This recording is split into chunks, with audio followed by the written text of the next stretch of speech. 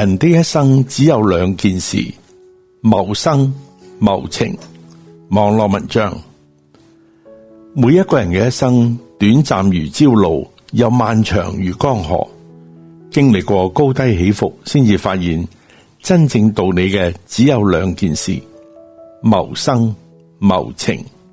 情係情感嘅情。一、謀生。能力係事業嘅敲門磚。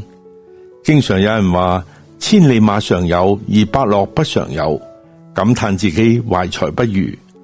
事實上，金子就算冇遇到掘金嘅人，都係會閃閃發光嘅。懷才不遇，大多數都係身無寸鐵，無才而不自知，反而一味怨天尤人。機會留俾有準備嘅人，運氣青睞一啲有才華嘅人。相聲演員李誕講過一句驚天嘅說話，佢話演藝圈90%靠運氣，我就係運氣好咯。一個長相平平嘅路人甲，睇起上嚟又懶又喪，點都唔似係身懷絕技噶。但係一個庸人係咪真係會火紅呢？其實喺策劃吐槽大會之前，佢寫咗6年嘅文案，書賣唔出，佢一直堅持磨練文筆。嬉笑怒罵而又擊中痛點嘅說話，就係精純嘅語言嘅動力啦。所謂嘅運氣呢，其實係實力嘅代名詞。你冇實力嘅，俾你100%嘅運氣，你都接唔住噶。成就事業嘅秘訣，唯有努力再努力，鍛造一身本事。二、人品是事業的長青樹。菜根譚話：德者才之主，才者德之奴。缺乏德行嘅才能，都只係聰明地耍流氓。實力係美好前途嘅基礎，人品呢就能夠決定你嘅路能夠走得多遠啦。稻盛和夫被譽為經營之神，靠嘅唔單止係商業嘅才能。日航破產啦，3萬幾日航嘅員工失去工作，岌岌可危。喺危急嘅關頭，78歲嘅稻盛和夫接手已經申請破產嘅日航，佢唔接受任何工資。佢話：我今次出山唔係為咗賺錢。稻盛和夫嘅座右銘係利他，一生行商不為自己積存財富，為私利他。年老出山不為人生錦上添花，佢嘅責任，佢嘅任務就係去救人。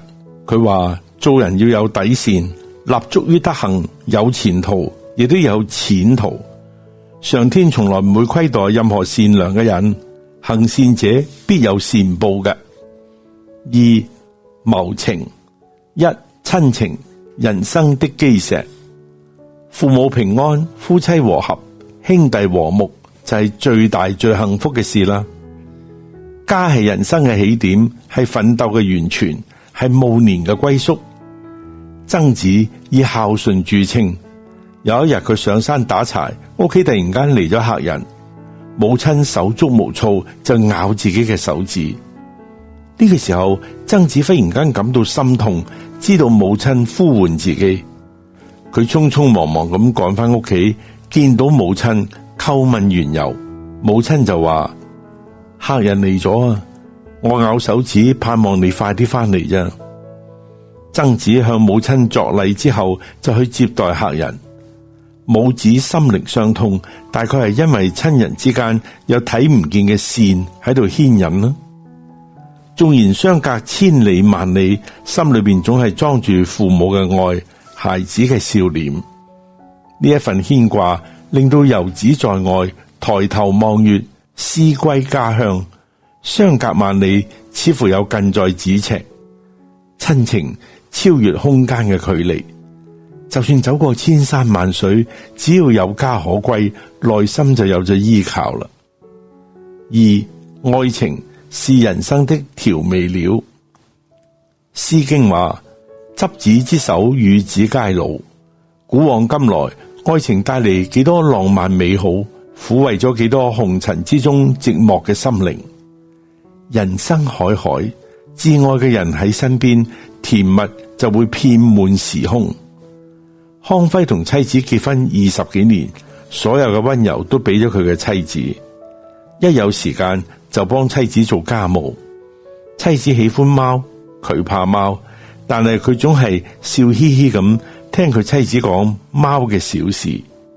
妻子跌傷咗啦，佢辭咗工作陪妻子做物理治療。佢哋嘅愛情少有人知，但係知道嘅人冇一個唔羨慕。戀愛只需要濃情蜜意，而婚姻呢就需要悉心經營。細水長流，看似平淡無味，實質係深情厚意。歲月流轉，洗盡戀愛嘅激情，但係滋養咗相知相守嘅真情。如果冇咗愛情嘅，幾十年嘅光陰，孤單一個人，一生形同流浪。唯有愛係乏味生活嘅調味劑，讓人生變得五光十色，充滿咗趣味。3. 友情係人生嘅一盞燈。有句說話，莫愁前路無知己，天下誰人不識君。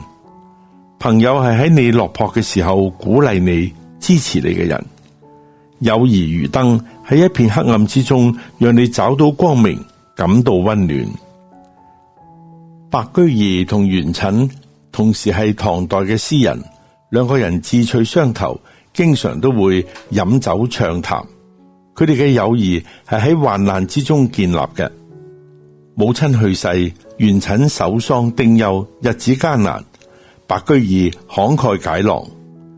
而喺白居易喪母之後，又痛失女兒，元稹送佢20萬錢，仲不斷咁安慰佢。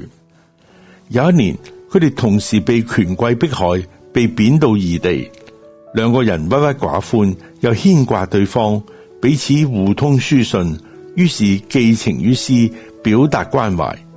佢哋嘅友情受到後世嘅讚嘆，佢哋兩個人被稱為元白。喺最好的我們裏邊係咁講嘅：友誼地久天長，友誼萬古長青。身邊嘅人嚟咗走咗，聚咗又散咗啦。有緣嘅人經過時間嘅考驗，成為你嘅好朋友。友情得來不易，好好珍惜，先至唔會辜負相識一場。人呢一生，不論謀生抑或係謀情，豈能事事如意呢？只要問心無愧，順境逆境全部都係道理嘅。過得好係精彩，過得唔好係經歷。願你閱盡世情，內心仍然充盈。